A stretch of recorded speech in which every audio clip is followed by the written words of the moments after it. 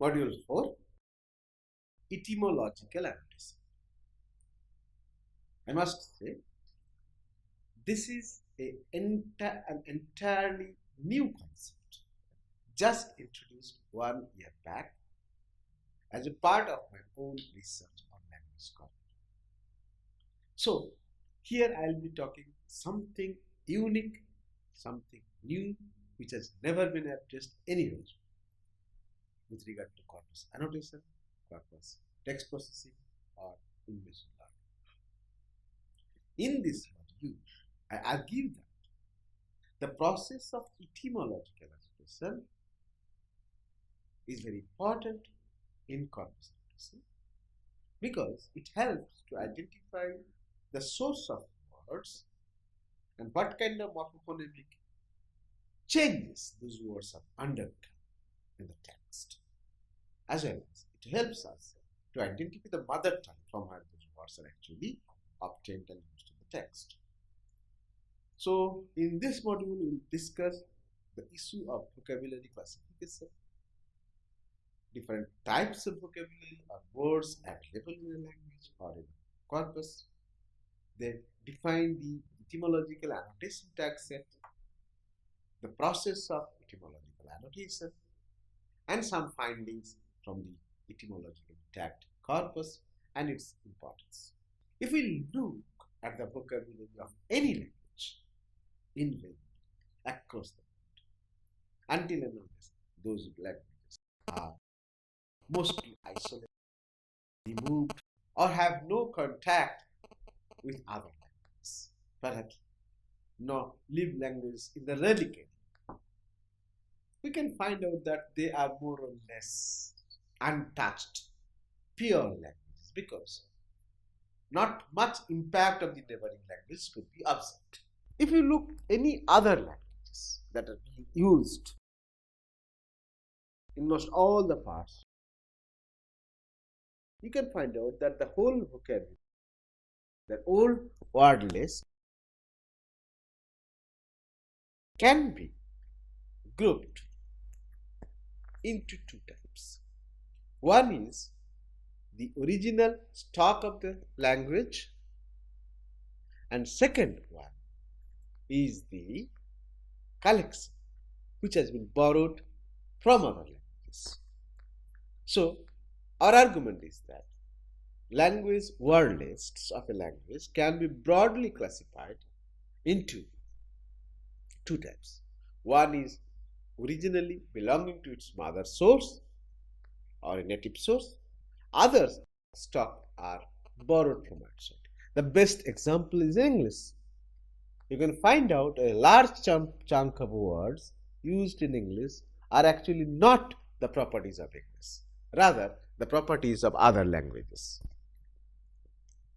If this is so, then in a corpus we need to know what kind of words are borrowed and incorporated into the language, and what are those originally stock. In my argument, that if we run the etymological annotation scheme on a corpus data, you will automatically or definitely find out which words are its original words, which words are borrowed, which words have undergone changes over centuries, over the time, which has combined with the native stocks, and the new vocabulary has been generated. The point is that, suppose if you look at the Bangla language, you can find out that most of the Indian languages, rather not Bangla, can have a lot of words borrowed from other languages, though both native and foreign stock. So, etymological annotation will mark out those languages or words which have come from its native source or mother source, and those words which have come from other sources. So, mother source and other source. But before that, for that we need a scheme of we call vocabulary classification. This is an important part of etymological annotation because we need to identify the the stocks of the words in a language. So, for us, we have identified we applied this scheme on a Bangla written corpus, And before that, we had identified two types of or three types of stocks of words in the Bangla. One is called native stock. This stock includes the mother language for Bangla here, the words which are Sanskrit words coming from Tatsama words, Tadbhava words and Desi words are put into the, and as well as from the regional dialects which has been collected, are put into the broad scheme of native stock, native vocabulary. This includes, I am giving some examples, some native Bangla words, say Rasta, Ghar, or Tatsama words, Oksi, Agni, or Tadbhava words like Az or Art, or indigenous words like Bingi, Jhol, Dheki, or something like that. So these words actually fall in the category of native stock. Then we have got another category which is called national stock. That includes words which has been borrowed or taken into Bangla from its neighboring languages like Urdu, Hindi, Punjabi, Marathi, Tamil, Telugu, Odia and others. So here for Bangla we can give some examples that Hindi word Kamai and Lagatar are two very frequently used Hindi terms or words which come into Bangla. Or for Tamil, Churut and Koka, for Santali, Kurat and Bida are some of the examples which you can cite here, which are actually belonging to the native stock of the vocabulary. Finally, we have got another stock which we call the foreign stock. This includes all the words which are taken from outside languages, the major chunk for Bangla being English, Arabic and Persians. So we can here given some examples of words which we have put them into the foreign word list.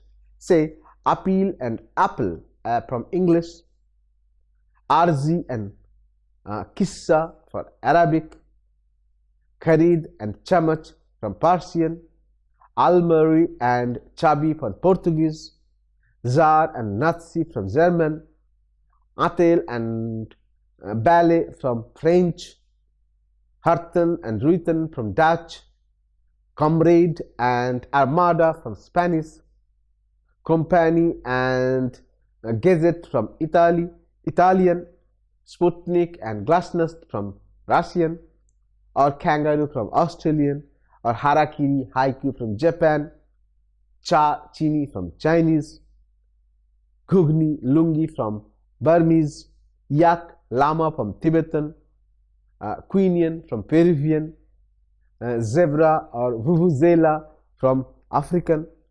Then we also have some hybrid words where two words are combined together from English, one from English part and from native part, like say slave hin, without slave, or osteography, art of kissing, or we have also some words from unknown origin. So in the foreign stock we can keep a large number of words. So broadly at the initial stage what we did, we classified those words into three broad types, that is native stock, national stock and foreign stock. The second stage was defining the annotation tag set. That is a very, since it's the first work of its kind, we have to be very much careful to identify the tag set to be used for etymological annotation. What we did, we simply collected the languages, most of the languages, from where we have a chance to borrow. So normally I didn't try to include those African languages where from we have a chance to borrow.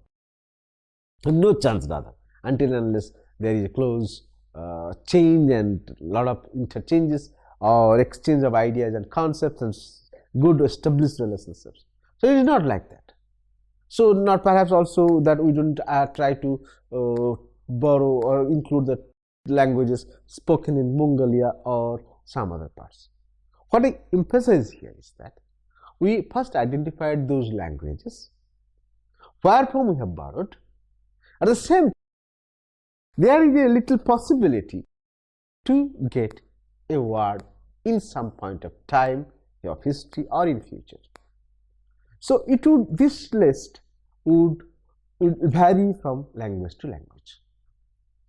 For English, the list would be quite large, obviously, because English is a language which has borrowed from many languages, literally from New European languages, from African languages, from American languages, from Indian languages, from some Asian languages, from Australian languages, and many other parts. So here we have made a list of, say, 30 languages where we assume that Bangla might have either have borrowed or might have a chance to borrow. So these are given, each language given a specific ID code. Say African languages, we have given us ID like AFR, that stands for African languages. In cases of Arabic language, we have got ARB. So it's a 3-character string which is assigned for each of the language, and each tag, each code for the language is unique one, absolutely unique one, because the use of this particular code clearly indicates that this belongs to a particular language. So there are 30 different languages, in fact 20 languages, and one has been kept as unknown. So for those words it can be used where their etymology or source is not known.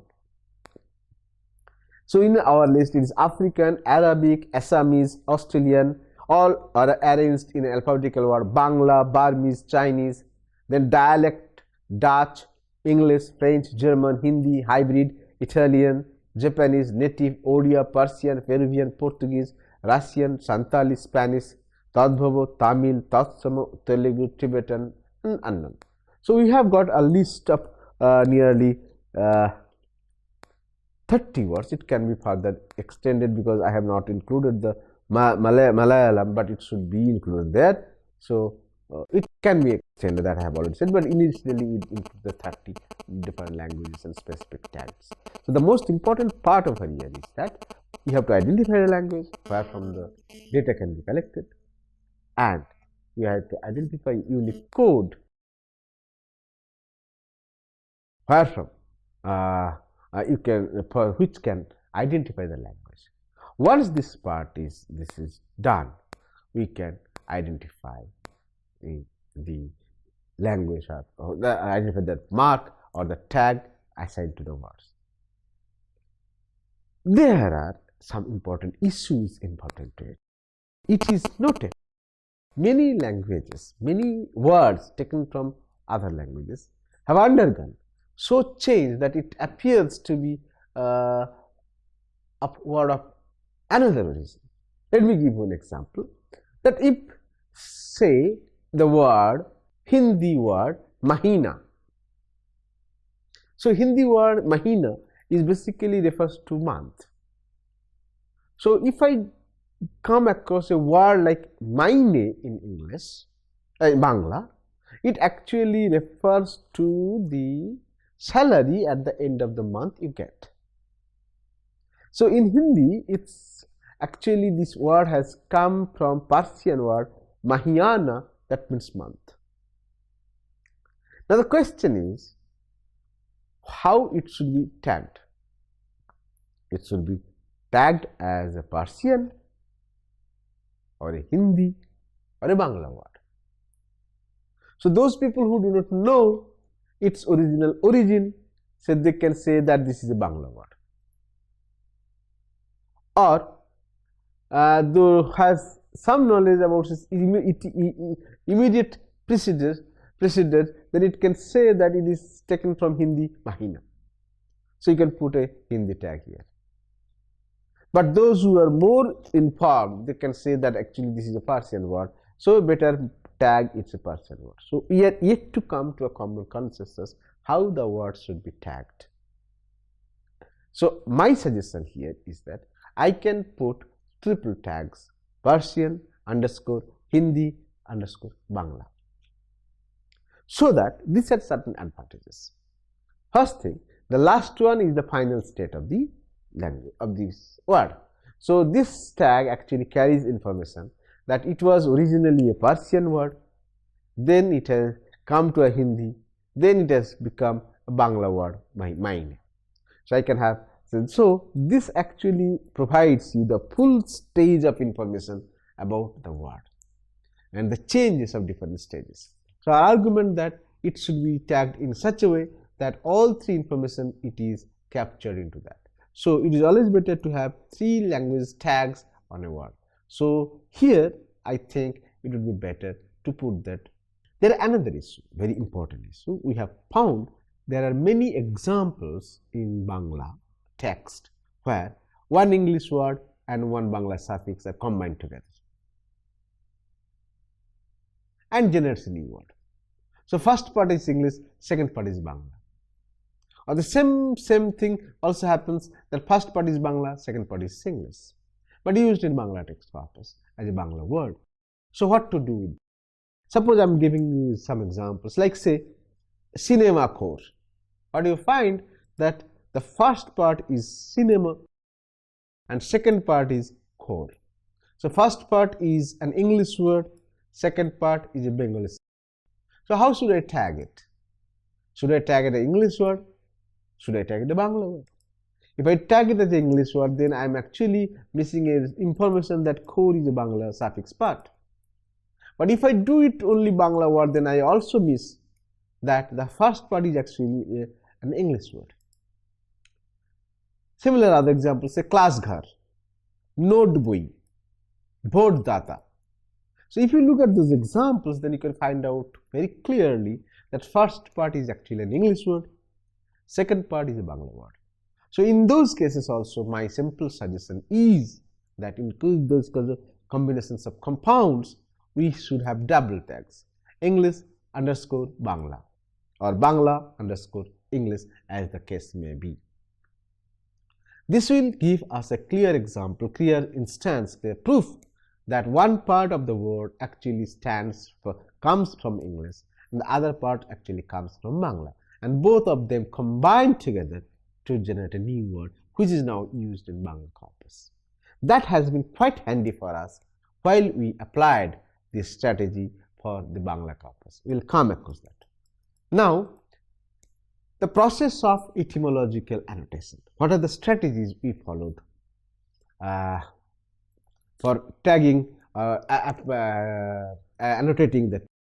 I can give an example here. If you look at the text given in figure number 1, there is a full-fledged Bangla text having more than 10 brief sentences and the meaning of the sentences, and the next part of this shows how the entire text is annotated at the etymological level. So this is sample only taken from the Bangla corpus. We are not giving the full details of it, but this somehow gives you some idea how a particular text can be annotated at the etymological level. So it is better to follow to describe the steps which you have followed to annotate the text. So there are 8 different steps that we have followed to annotate the text. Step 1 was preparation of a machine readable dictionary with etymological information for each word of a language. So first we had to digitize the dictionary of lexical list of words to which class they belong. So we had a words with the mark of their origin in the list. This was a machine readable form that was kept as a knowledge or separate lexical database, training database to be used on the corpus. Then integration of this MRD with the etymological annotation scheme. So we have used that particular information with the tool or the system which you are working. So MRED actually machine readable etymological dictionary that has been used as a ready existing knowledge base for the task. Stage 3 was run the entire etymological annotation scheme or program on a normalized Bangla text corpus. Then the system encounters words in a corpus. First, matches the word with the lexical stocks already developed in the machine readable etymological dictionary. Then extract the etymological information from the machine readable MRED already developed. Then annotates the word in the corpus with that relevant particular etymological information. and generates the annotated output. Thus, following those 7-8 different stages, our strategy could, our system could generate a text which is etymologically annotated. So we get three different outputs in this annotation. That some words are absolutely rightly annotated without any problem because they have, though the machine-readable etymological dictionary has given sufficient support or knowledge base to the system to identify the words accurately. Some words are wrongly tagged. Some, not much, but some few words, a few words have been wrongly tagged because of the structure, because of the doubts what could happen to them in the lexical database. So we have come across, and we have also confusions whether two words belong. Particularly, I can give you an example. Say the word jama was confused whether it is a Persian word or it is an Arabic word. Third one is that there are some words which could not be identified to which class it belongs. So there are words not included in the etymological database list. So it becomes very difficult for the system to identify these words. So those words are left unmarked. So there are three types of outputs are generated from the etymological annotation, and further modifications of our existing knowledge database can make it a more robust, and ultimately we can retrieve accurate information about the etymology of the words. Now, for our initial study, we tagged words at etymology level as modern Bangla prose newspaper text with 1 lakh of words. So what was the output of that? That's very interesting outputs. I can refer to the table, that out of those there are nearly 10,000 words are coming from the Sanskrit. So in the newspaper text, we found that there are nearly 10,000 words which are actually coming from Sanskrit origin. So it stands around, say, 10%. Then original Bangla words was around 40,000. So native stock of the original Bangla stock was around 40%, 40,000. So whole figures are leveled into round figures. Then Tadbhava words 20,000. English words were around 15,000. Arabic words about 7,000, Persians about 6,000 words, and other words around 2,000 words.